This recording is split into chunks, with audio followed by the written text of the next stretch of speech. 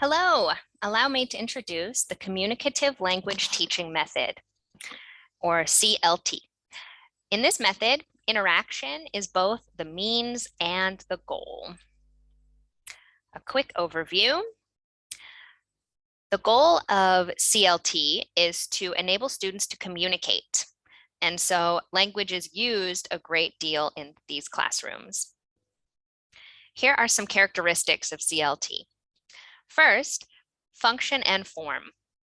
Many forms can complete a function, and a single form can serve many functions.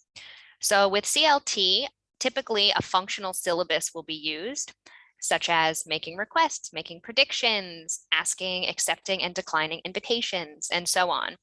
And you could see how in these situations, there are many sentence structures to complete that task. And furthermore, a single sentence structure can prove to serve many functions in the real world. Next, materials. Use of authentic materials show how language is actually used. So this is particularly impactful for meaningful learning and a willingness to communicate around task-based materials. Group work. Small groups maximize the amount of time a student spends communicating. And again, communication is key for this method, so the more time, the better. Next, there's a balance of the skills. So students work on all 4 skills, speaking, listening, reading, and writing, all at once. This encourages communicative competence, where all aspects of the language are practiced, mirroring real-world usage. Errors. Errors are tolerated during fluency activities and then corrected during accuracy activities. This is a nice balance of rules with practice. Lastly, roles. With CLT, teachers are advisors and students are communicators. This encourages autonomy, where teachers are a guide and learners are responsible for their own learning. True communication is defined by 3 features. First, an information gap. So this is when one speaker knows something that the other doesn't. Next, choice. Choice not only in what to say, but how to say it. And third, feedback. Feedback can be evaluated through conversation because they will understand if their purpose has been achieved based on the listener's response. This is from Johnson and Morrow, 1981. And true communication activities are a key feature of the communicative language teaching method. A little bit of historical context. This method was created in the late 70s and early 80s. And at this time, governments, societies, educational institutions were recognizing the importance of teaching language for communication.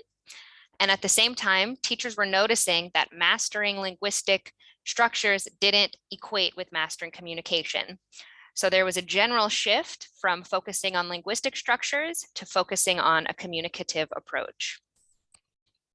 Let's look at some strengths and weaknesses of CLT. Strengths. Students are motivated by useful language. Next, feedback is immediate. In a conversation, you know if you've been understood or not right away. Cooperation is encouraged. Since all 4 skills are emphasized at the same time, this will catch different types of learners at different stages in their learning journey. And finally, culture is forefront because social context is key to bringing meaning to utterances. Okay, let's look at some weaknesses. First, it is challenging to balance real-life language with controlled exercises. As teachers, I'm sure you can see how this would be a challenge to maintain. And if not maintained properly, it's easy to slip into an indirect approach with no focus on rules and forms. It can be difficult for non-native language teachers to use CLT. And finding authentic materials is harder for lower levels. Let's look at some implications in classrooms. For teachers, they should think of themselves as communication facilitators and focus on all components of language. The context is a real world context. So you're looking for opportunities for students to practice with unrehearsed language. And it's important that evaluations are integrative. So these tasks focus on more than one objective and serve a real life communicative function. Okay, next let's look at some different ways that this might look in the classroom. First, you could consider adopting a functional syllabus. Role plays are very key for this method. Scrambling sentences is a cool activity because this teaches cohesion and coherence.